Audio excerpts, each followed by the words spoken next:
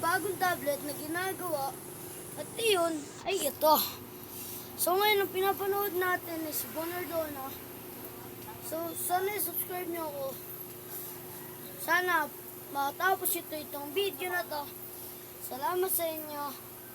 So 3, 2, 1, game na po. Game na po tayo.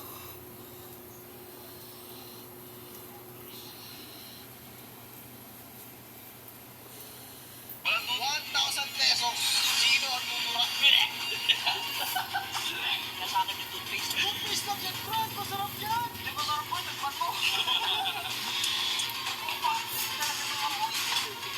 Oh, Will. Mamamatay ko dahil sa content mo. Ito ang tinatawag ko na Exotic Candy Challenge. Oh, exotic.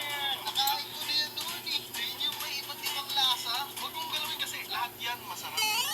Parang yung tugtong putik yan. Ito ba yung ano? Hindi, huwag mong galawin. Iba to. Ito ang tinatawag na exotic candy. So ngayon, Payugal Bueno.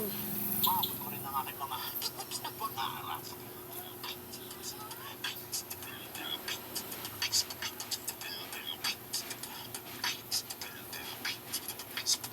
Ayan ka na naman, namumula yung mata mo.